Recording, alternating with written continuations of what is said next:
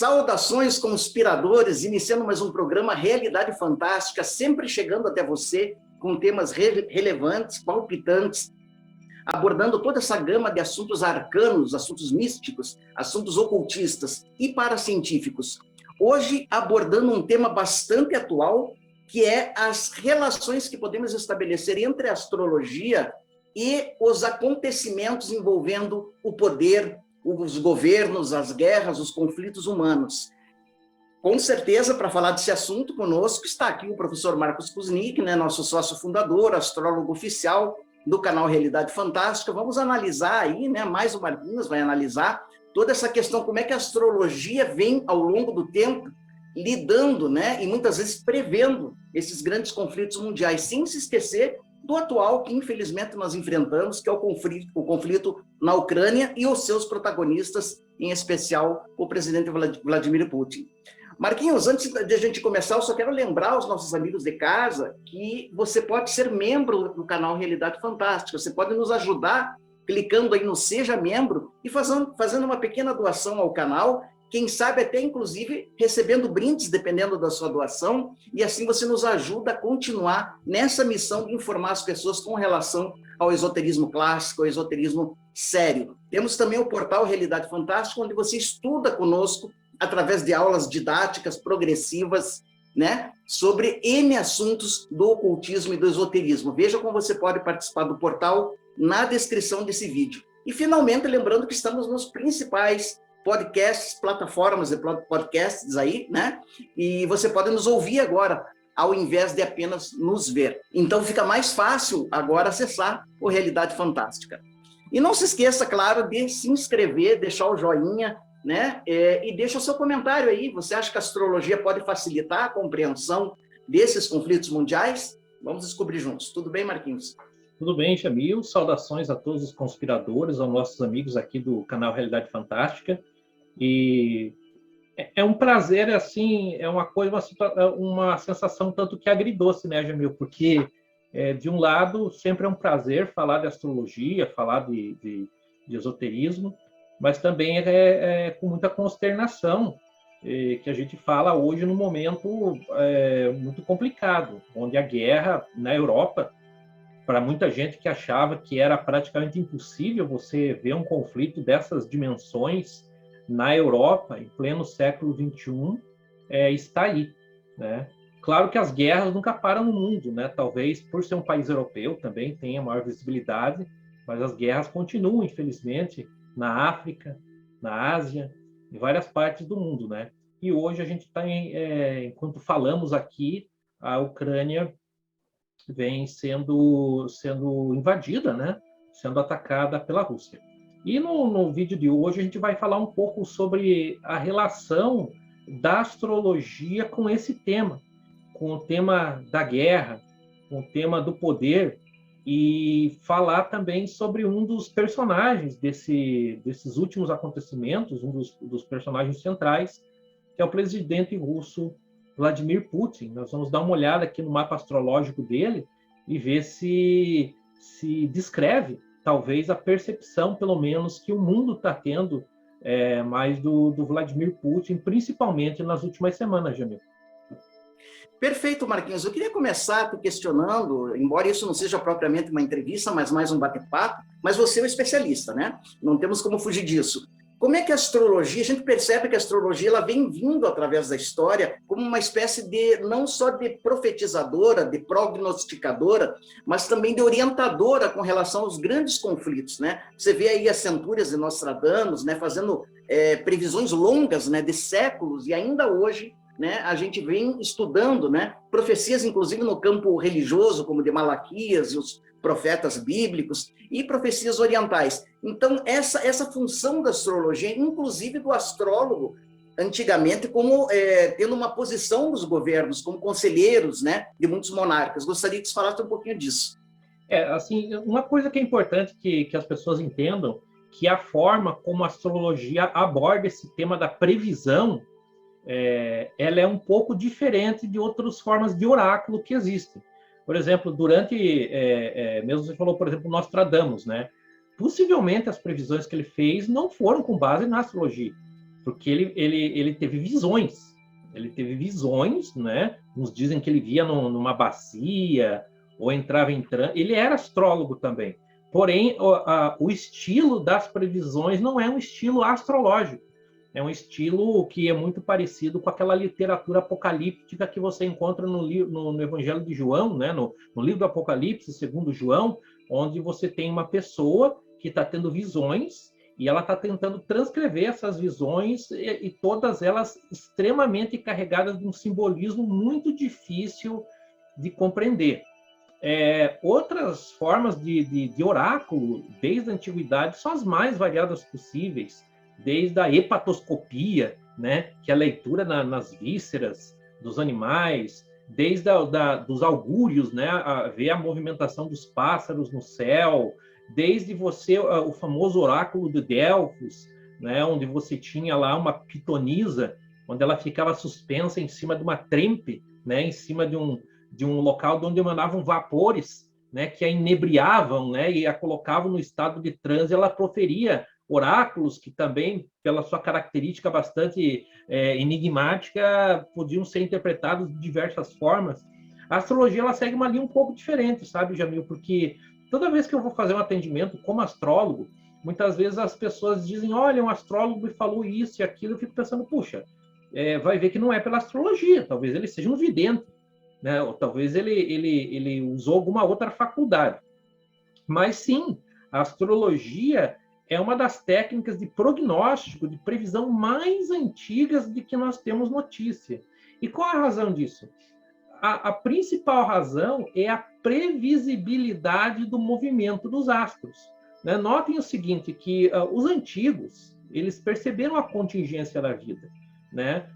Que desde o tempo do que o ser humano vivia em bandos de caçadores-coletores, ele é ameaçado, né, por animais, por grupos inimigos, pelas condições climáticas, pela fome, por uma série de fatores.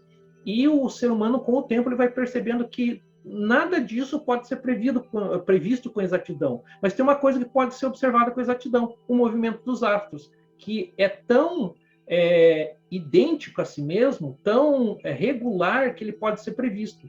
Então, logo quando se começa a associar o movimento do Sol, o movimento da Lua, o movimento dos planetas e o caminho das estrelas, começa a se usar como referência a eventos humanos. Então, as primeiras grandes civilizações, né, que vão surgir, as primeiras cidades que nós temos notícia, as mais antigas, vão surgir naquela região do Crescente Fértil, né, vão surgir ali no Vale do Tigre, do Rio Eufrates, e que vão dar origem aos primeiros impérios. E essas primeiras organizações políticas vão fazer uso extensivo da astrologia, por vários fatores. Primeiro, a gente tem que entender, né, Jamil, que praticamente todos os povos desenvolveram algum tipo de astrologia. Alguns é chamado até de uranoscopia, né? Uranus, o céu, né? Como você fazer uma interpretação do movimento dos céus. Mas, particularmente ali naquela região onde viveram os sumérios, os acádios, os babilônios, é uma região de uma agitação política muito grande, né? Você tem guerras intermináveis, você tem conflito entre cidades e estados, você tem invasores estrangeiros, e tentar prever isso é muito tentador, como é tentador hoje. Então, os povos do Levante, eles vão se dedicar muito ao estudo da astrologia. E, inclusive, vão legar a astrologia que nós praticamos hoje. Né? Hoje, a dividir o círculo em 360 graus, o tamanho dos signos em 30 graus, isso é um legado desses povos. Então, a função do astrólogo, que muitas vezes era também um sacerdote, era observar o céu, refazer esse registro, criar formas de prever matematicamente o deslocamento desses corpos e fazer o horóscopo. A própria palavra horóscopo quer dizer ver as horas. Então, nessa época, Jamil, a astrologia ela é uma coisa elitizada, porque lembre que as pessoas, por inteligentes que fossem, não tinham acesso a tabelas de posição planetária. né? Só quem tinha acesso a isso era a elite. Então, o horóscopo era levantado pelo nascimento do rei, né? Pelos templos do império. Então, era muito mais uma previsão coletiva. E esse fenômeno que nós temos hoje do horóscopo individual, que é o que eu praticamente que eu trabalho, né? Eu faço mapas astrológicos das pessoas, mas esse é um fenômeno muito mais moderno. Antigamente, o horóscopo ele se prezava justamente para tentar prever o resultado de batalhas, a saúde do rei, enfim, vários elementos que tinham a ver com esse assunto. O assunto poder e o assunto guerra também, principalmente. Isso é interessante, Marquinhos, que você está falando, porque você veja, né, não é uma questão só de séculos, né, de milênios do uso da astrologia. E se não houvesse um grau de sucesso, ela não teria perdurado tanto tempo, né? Quer dizer, alguma coisa há, evidentemente, para aquele que não estuda. Para aquele que estuda, sabe que é uma técnica séria, né? Se não necessariamente apenas de prognóstico, mas com certeza uma grande orientadora, né? A partir não apenas do signo solar, como você está cansado de repetir, mas de vários cálculos, né? É bem mais complexo do que as pessoas pensam. Isso me lembra também, Marquinhos, gostaria que você comentasse a inserção da astrologia em algumas culturas. Por exemplo, conversando com a nossa amiga em comum aqui, parceira do canal, a Rebeca Angélica, lá da Govinda Turismo, ela me fala que na Índia, por exemplo, nada é decidido pela população sem a consulta dos astrólogos. Nasceu a criança, astrólogos são convocados. Atingiu a maioridade, os astrólogos são convocados. Vão casar os nubentes, os astrólogos são convocados. Nenhum negócio importante é fechado sem que os astrólogos sejam convocados. Na sociedade tibetana é a mesma coisa. Então, é interessante esse grau de aplicabilidade da astrologia em algumas culturas, né? Assim, no caso da cultura ocidental, a gente tem visto o seguinte: o uso dos horóscopos ele sempre esteve presente, né? Do mapa astrológico, em todas as eras, desde o mundo greco-romano, mesmo durante a Europa medieval, durante o Renascimento, mas nos últimos anos do século XX e do início do século XXI, nós tivemos aí um aumento do interesse. E esse aumento do interesse ele se deu, na minha avaliação, principalmente pela facilidade hoje de se fazer os horóscopos, né? Lembrando o nosso amigo Jaime Lauda, né? Quando ele fez o meu primeiro mapa astrológico, se faziam os mapas manualmente. Então, para que uma pessoa delineasse o mapa, dava trabalho. A pessoa tinha que pegar uma folha em branco com o gráfico, pegar uma tábua de efemérides, que é um livro grosso que tem a posição dos planetas, e observando, desenhando. Quer dizer, era uma tarefa que não era muito fácil de fazer. Atualmente, existem muitos recursos aí na internet, inclusive gratuitos, para que você faça seu mapa astrológico. Claro que interpretar o mapa é outra coisa, mas para se estudar, simplesmente você entra lá com sua data, seu horário de nascimento, e o programa, muitos gratuitos, vão calcular o mapa para você. Então, isso acaba, digamos, queimando certas etapas e permitindo que muitas pessoas que antes jamais iriam, talvez, investir tanto tempo e esforço na astrologia, passassem a se interessar por ela. Claro que é sempre uma luta por parte de quem estuda a astrologia de uma forma mais minuciosa, evitar que seja vulgarizado em excesso, né? Que se faça daquilo, e até para que nós entendamos, Jamil, os próprios limites da astrologia, né? A astrologia é uma ciência, eu melhor digo, é uma arte, né? Humana. Ela foi sendo plasmada e desenvolvida, mas ela não é perfeita. Eu costumo dizer o seguinte: olha, o mapa não é o território.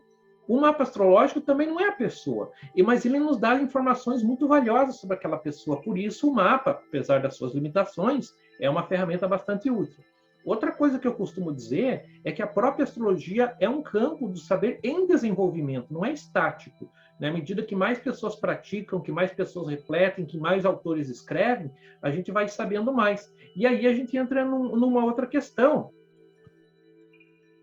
que é o seguinte: muitas pessoas diriam assim, puxa, né, mas se os astrólogos são tão espertos assim, se a astrologia funciona de uma forma tão maravilhosa, por que eles não preveram, né, não disseram, olha, no dia 26 de fevereiro de 2022, a Rússia vai invadir a Ucrânia a partir do leste e do sul, pela Crimeia, por Belarus, porque é o seguinte, gente, aí nós temos que entender como a astrologia funciona. Ela funciona muito mais como uma previsão do tempo, você capta o clima no ar. E isso sim tem sido observado por muitos astrólogos. Você consegue perceber quando as condições cósmicas elas estão propícias para alguns eventos, entre eles a guerra, mas também momentos de paz, momentos de prosperidade. Isso é o que nós fazemos também na leitura do mapa pessoal. Então, quando você vai fazer uma leitura com um astrólogo, ele não vai te dizer, olha, Jamil, você vai encontrar com uma moça loira. Não é assim que funciona. Mas você vai dizer, olha, você tem uma tendência de se relacionar com as pessoas dessa maneira, você tem que trabalhar esse lado, você tem que potencializar esse outro lado. Então, é assim que a astrologia funciona. E dessa forma, se você tiver astrólogos atentos, sim, eles podem antever uma técnica de prognóstico certas condições cósmicas, vamos chamar assim, que apontam para determinados eventos. Inclusive esse que nós estamos passando agora, que causa tanto medo, né? Porque eu e o Jamil, né, talvez muitos dos que nos assistem são mais jovens do que nós, né? E não passaram pelo medo da Guerra Fria, que a nossa geração passou, que era real. Né? Quem viveu os anos 80, por exemplo, sabe que a gente tinha uma lembrança de que poderia, a qualquer momento, iniciar uma guerra nuclear e acabar com a civilização. Né? Esse medo foi sendo substituído posteriormente nos anos 90 e 2000 pela questão também bastante importante da preocupação com o clima, com a natureza, mas parece que agora novamente ergueram um machado nuclear, né, em cima das nossas cabeças, né? Porque o que a gente está vendo nada mais do que um Estado aparentemente praticando uma hostilidade injustificada, armado que tem armas nucleares. Então, esses momentos, e depois eu vou compartilhar a tela com vocês, eu vou mostrar que sim, você pode inferir. E a catalogação desses casos, dessa casuística, pode sim ajudar alguns astrólogos a verem. Mais um detalhe, Jamil, a astrologia ela continua sendo usada hoje, se não por governos de países, mas por governos de corporações. Não são poucas as empresas, pequenas, médias e grandes, os investidores que operam nas bolsas de valores, as pessoas que de alguma maneira têm sua atividade ligada ao panorama geopolítico, que além, obviamente, da análise geopolítica, sociológica tradicional, também fazem uso da astrologia. Né? Também fazem uso da astrologia. Hoje existem programas de astrologia que têm módulos de análise específico para o mercado financeiro. E algumas pessoas utilizam. Então, na verdade, a sociedade muda, a astrologia acompanha, mas ainda se continua usando essa ferramenta, Jamil. Bom, Marcos, vamos aproveitar a deixa que você deu para entrarmos, então, no conflito, né, que galvaniza o mundo nesse momento, que é esse ataque, né, tudo indica injustificado, da Rússia à Ucrânia, né, que levanta novamente esse fantasma de um conflito nuclear. Putin, né, se estabelecendo quase como um neo-czar, um ditador. Então, o que a astrologia pode colaborar aí, né? E você pode, se quiser, compartilhar aí um mapa do Putin e outros, para nos fazer entender o que está acontecendo, esse clima bélico que é ressuscitado novamente quando a gente já achava que era uma coisa aí do século XX, né? E agora volta com tudo. Nesse caso, por que é válido, talvez, uma análise do mapa do Putin? A minha formação, a minha área de formação é história. Então, a visão que eu tenho dos conflitos é muito calcada dentro da análise historiográfica. E muitas vezes se exagera no papel dos indivíduos na história. Né? Por exemplo, vamos pegar lá uma figura polêmica como Hitler. Não se podemos imputar todo o nazismo ao Hitler, né? Ou seja, ele estava acompanhado, né? O nazismo é um trabalho de equipe, infelizmente. Ou seja, ele era talvez a face mais visível de toda uma ideologia que permeia uma sociedade inteira. Né? Não podemos esquecer que Hitler foi eleito, né? Em 1933. Existem alguns momentos, porém, que você tem pessoas que catalisam, que centralizam aquele momento. E a Rússia, ela sempre teve muito essa capacidade na sua história. Existe um historiador que diz que esse tipo de governo autocrático que acontece na Rússia, que aconteceu na época do czarismo, que acabou acontecendo mesmo durante a época do comunismo, e ele se repete hoje numa época que seria democrática em tese, né? Porque a gente sabe que a situação institucional da Rússia é complicada, mas a gente tem no Vladimir Putin uma representação, né, de um homem forte, né, no sentido que centraliza o poder. Eu costumo dizer que talvez o Putin seja a pessoa mais poderosa do mundo, né, mais do que o presidente americano, porque o presidente americano ainda depende de toda uma cadeia de decisões para ser tomada, e o Putin, me parece que ele, mais o Kim Jong-il Kim Jong-un da Coreia do Norte, são pessoas que têm uma liberdade de tomar sozinhos, né, o poder. Então, eu vou compartilhar para vocês o mapa dessa figura, Vladimir Putin, para a gente tentar entender o efeito da personalidade dele sobre a política recente da Rússia e por que, né, a partir do ponto de vista estratégico dele, de agir assim. Então, eu vou compartilhar aqui a tela, Jamil. Se vocês observarem, o Putin nasceu no dia 7 de outubro de 1952, né? Portanto, ele é um libriano. Às 9h30 da manhã, ele nasceu na época chamava-se Leningrado, né? Que na verdade é a atual São Petersburgo, né? É uma cidade que foi renomeada, voltou, né? Chamava São Petersburgo, na época que ele nasceu lá era Leningrado, hoje voltou a ser São Petersburgo. Uma coisa interessante é o seguinte, se nós observarmos logo de cara, nós vamos ver assim, puxa, né, um inofensivo libriano, né? Mas aqui nós temos uma situação bem interessante, que mostra o quanto essa figura ela tem um poder magnético e que é muito comum desses líderes que são carismáticos, que são envolventes. A primeira situação é a seguinte: o Putin tem o sol dele na casa 12, né? Matematicamente falando, né? Ele está a 13 graus de Libra, então ele parece que está aqui na casa 11, mas a gente já considera que está na casa 12. Uma coisa interessante da vida pregressa do Putin é o fato dele ter atuado como no serviço secreto, dele ter sido um espião da KGB. Né? Ele na vida pretérita dele, ele é recrutado pelo governo, depois ele vai ser espião, né? Vai fazer serviços de inteligência na antiga Alemanha Oriental. E isso marca muito a personalidade dele, uma pessoa que sabe trabalhar com informação e trabalhar em grande secretismo, e negar, se for preciso. Né? Eu lembro que menos uma semana anterior à invasão da Ucrânia, ele falou, olha, não fiquem, vocês estão histéricos, nós não vamos invadir a Ucrânia, e deu-se exatamente o oposto. Né? Então, é uma pessoa capaz de negar com convicção, né? E isso, o Sol na casa 12, é típico das pessoas que trabalham com o segredo, que trabalham com o mistério e que são realmente uma força poderosa nos bastidores. Né? Se nós observarmos também outro fator interessante, é a grande proximidade ele tem uma conjunção do Sol com Saturno. Saturno, no nosso mapa, ele representa a autoridade.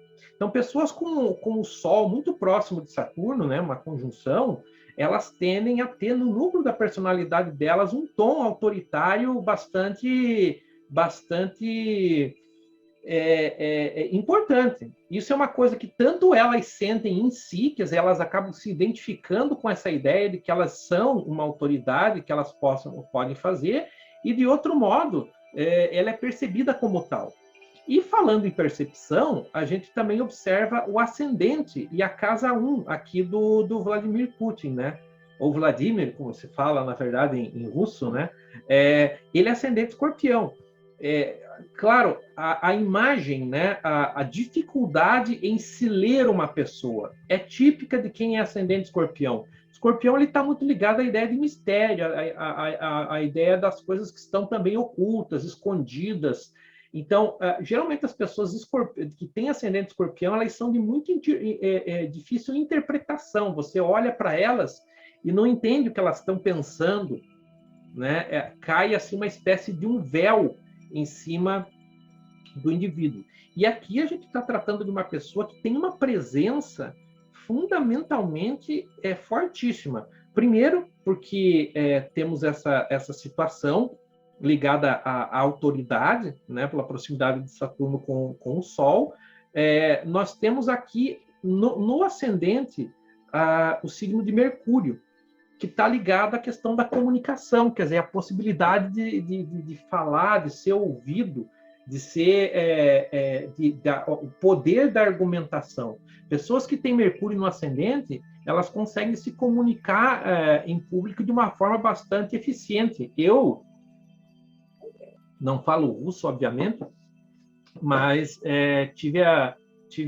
vi o discurso completo, a declaração completa do Putin legendado, tentando justificar a invasão da Ucrânia a partir enfim, da narrativa construída a partir da Rússia, e a gente vê como isso é forte, né? Como essa capacidade de argumentação ela é encadeada, ela é eficiente do ponto de vista de criar uma narrativa.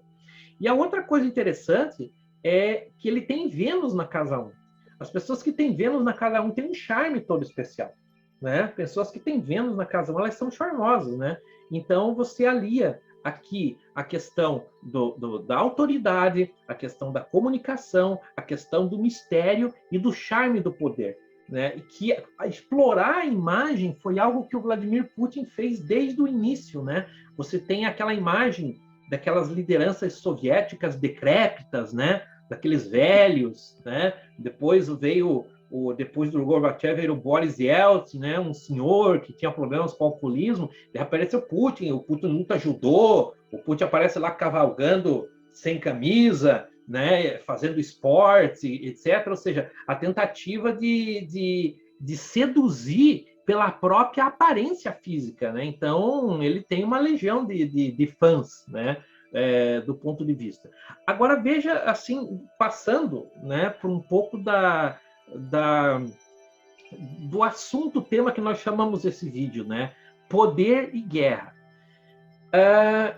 A segunda casa astrológica do nosso mapa, se vocês procurarem aí pela internet, por muitas literaturas, vocês vão acabar se deparando mais comumente de dizer que é a casa do dinheiro, né? Que ali é como se ganha dinheiro, qual é a nossa relação com o dinheiro, coisa e tal. Mas vai além disso. É isso também, mas é muito mais que isso. Na verdade, a casa 2 são os nossos recursos. Recursos que nos pertencem, é praticamente o nosso dom, né? O que eu tenho que é um recurso meu e ninguém tira? Putin tem Marte na casa 2. Marte é o deus da guerra, né? Marte é o deus da guerra, ou seja, o recurso dele é o enfrentamento, é um recurso pessoal dele. Então, mesmo que ele não tivesse galgado, né, se nós estivéssemos falando do mapa de uma pessoa que não tivesse galgado as escadarias do poder até chegar a ser o presidente da Rússia, mesmo que ele fosse simplesmente um funcionário subalterno, que ele fosse alguma coisa assim, ainda assim ele manifestaria as mesmas características. Seria uma pessoa sedutora do ponto de vista da sua presença, teria trabalhar muito com a questão do secretismo, seria uma pessoa que emanaria autoridade e que teria como uma das suas características principais a questão do enfrentamento como um dos seus dons. Outro fator impressionante aqui no mapa do Putin é aqui o meio do céu. O meio do céu, ele representa a nossa carreira, ele representa também a nossa notoriedade, assim, o que falam da gente por aí. Isso é representado pelo meio do céu. E o meio do céu do Vladimir Putin tem muito próximo, praticamente em conjunção com o eixo do meio do céu, o planeta Plutão. E Plutão representa poder. É diferente de Saturno. Saturno é autoridade. Autoridade você reconhece. Por exemplo, você vê um professor falando, ou um médico, e você acredita naquilo, por quê? Vai ver que essa pessoa é qualificada, né? O médico chega lá, pede para você tomar um medicamento, você toma, porque não, ele fez medicina, tem um diploma, tem CRM, ele sabe o que está falando, eu vou acreditar. Isso é autoridade. Agora, Plutão é poder. Você obedece a pessoa por quê? Porque ela pode. Ela manda porque ela pode. Então, o Putin ele tem justamente no vértice do céu, e isso eu tenho visto em muitos chefes de Estado, a presença de Plutão no meio do céu. Porque Plutão representa poder na casa 10 e a carreira, ou seja, a pessoa desenvolve sua carreira gravitando em torno do elemento do poder. Ela mesma é reconhecida como uma figura de poder e ela lida com o poder. Então, pessoas que trabalham muitas vezes junto ao poder executivo, ou seja, que trabalham perto do poder, muitos estadistas, inclusive alguns do Brasil, que eu não vou falar agora, né? Mas tem esse Plutão no alto do céu que mostra a vocação dessa pessoa para tornar-se uma figura de poder. Nós temos, eu tenho mais 2 fatores aqui que eu gostaria de destacar também no mapa do Putin, né? Um deles é a Lua, na casa 8, e essa casa é a casa da crise, né? A casa 8, ela descreve a morte, ela descreve a sexualidade, ela descreve o oculto, mas uma das coisas que a casa 8 descreve são as crises cíclicas. Quando a pessoa tem a Lua, e a Lua também é de fase, geralmente ela está envolvida em processos de crise, sejam crise pessoal ou, no caso dele, como essas coisas se confundem, né? A presença dele como tão vinculada ao setor público acaba confundindo com os processos de crise aqui dentro da própria Rússia. E um outro fator que eu acho bem interessante e que explica até não explica, né, mas corrobora uma visão geopolítica. Muita gente tem falado que o Vladimir Putin ele conseguiu uma proeza dentro da Rússia, que foi unir a extrema esquerda, né, as pessoas saudosas da União Soviética, que vêm na invasão da Ucrânia e na anexação de outros territórios como uma forma de reconstituir, né, digamos, o poderio que era a União Soviética, ou então os saudosistas de extrema esquerda, com os saudosistas de extrema direita, os monarquistas, o pessoal do czar, que também vem a mesma coisa, ou seja, que a Ucrânia e outros territórios faziam parte do Império Russo. Então, o nodo lunar do Vladimir Putin, que é o nodo norte, ele mostra um caminho que a pessoa tem na vida. E ele tem o nodo norte matematicamente na casa 4. Essa é uma casa do lar, da pátria e do passado. Ou seja, é óbvio que a visão estratégica que ele tem é voltar o relógio da história e criar uma grande Rússia. Mesmo que ele negue que seja de extrema esquerda, que seja de extrema direita, mas a inspiração dele é o passado, né? Ou o passado soviético, ou o passado czarista da Rússia. Então, nesse sentido, Jamil, quando a gente analisa o mapa de certos indivíduos dentro do escopo de eventos, a gente pode se inferir, né? Como eu disse, não dando... porque, veja, quem faz toda essa política, obviamente, não é só o Vladimir Putin, né? Ele tem lá o Dmitry Medvedev, né? Tem o ministro da Defesa, o Sergei Lavrov lá, acho que não sei se é o ministro da Defesa, mas é um dos mais próximos, enfim. A gente sabe que é um conjunto de pessoas, mas que elas, de uma forma muito gravitam e tornaram pública, tanto que é a figura do momento. Sobre a questão do momento, de se dizer, olha, se avizinham, né? Será que a gente pode ouvir os tambores de guerra antes na astrologia? Muitas vezes o que eu ia te perguntar, né? Se há alguma possibilidade de prognóstico. Sim. Aí. Por exemplo, olhemos agora o mapa de agora, né? Não o mapa do Putin, mas o mapa desse momento que nós estamos gravando esse vídeo. A gente vai perceber o seguinte: o mapa astrológico, à medida que o dia vai passando, ele vai se movimentando. Se nós colocarmos aqui a roda para girar, nós vamos ver que vai passando as horas do dia, mas as posições relativas dos planetas, elas permanecem as mesmas por algum tempo, né? Nós estamos num momento, assim, muito interessante e sugestivo. Vamos identificar aqui no mapa 2 planetas que podem ajudar a explicar esse momento. Marte e Plutão. Marte é a representação dentro do zodíaco. Marte é o deus da guerra, o deus romano da guerra, né? Análogo a Ares, né? O deus grego da guerra. E no mapa astrológico ele representa esses processos de deflagração. Marte é sangue e aço, né? Marte é o próprio grifo, né? Ele parece um escudo com uma lança. A cor vermelha, né, remete a essa ideia bélica. E nesse momento nós temos uma conjunção exata no mesmo grau de 3 planetas. Nós temos Marte, Vênus, mas principalmente Marte e Plutão. Plutão, ele rege os processos de poder, o que está no submundo, até as guerras, inclusive a questão de vir à tona, né? Ele muitas vezes expõe as coisas que estavam muito ocultas, e de repente elas vêm à tona. Então muita gente tem se surpreendido, né? Puxa, né? Eu não achei, né? Alguns dizem, eu não achei que talvez a Rússia fosse tão longe assim, que ela ia ficar ali fazendo exercícios militares em torno da Ucrânia para tentar. Não. E realmente nós estamos vendo uma invasão em larga escala de um país europeu no século XXI.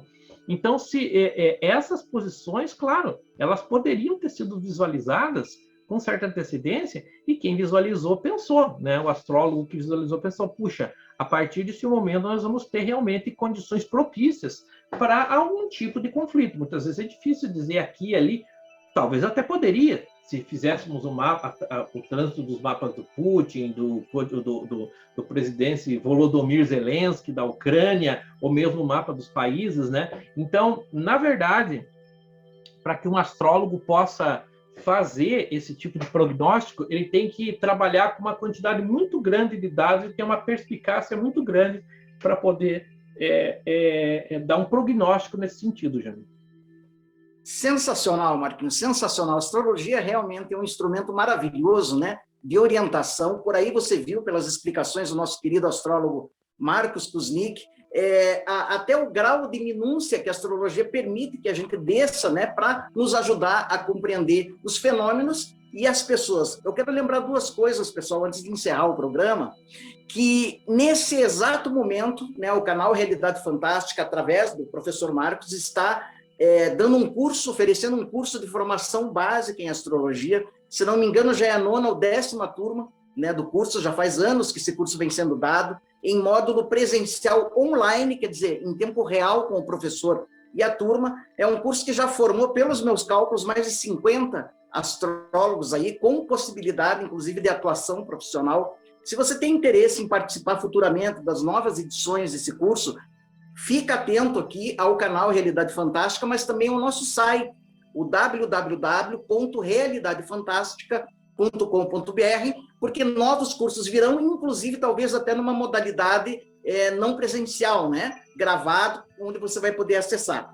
Outra coisa muito importante, o professor Marcos é um astrólogo, ele atende, né? Muitas pessoas têm atendido do Brasil e fora do Brasil, você pode contratar o serviço dele como astrólogo, os dados dele estão aparecendo aqui, mas também na descrição desse vídeo, e não é porque eu sou amigo dele, vale a pena. Realmente é um trabalho muito sério. Eu considero o Marcos Kuznick hoje um dos principais, um dos melhores astrólogos, e olha que eu tenho aí mais de 30 anos lidando com astrólogos, um dos mais sérios astrólogos que temos hoje em território brasileiro. Vale a pena mesmo, se você quer saber do seu mapa, não só para fins pessoais, para fins comerciais, para fins de saúde, para ver se você combina com a pessoa com quem você está querendo, de repente, estabelecer um relacionamento, seja comercial ou amoroso. A astrologia ajuda muito. E o Marcos é realmente uma pessoa muito indicada para isso.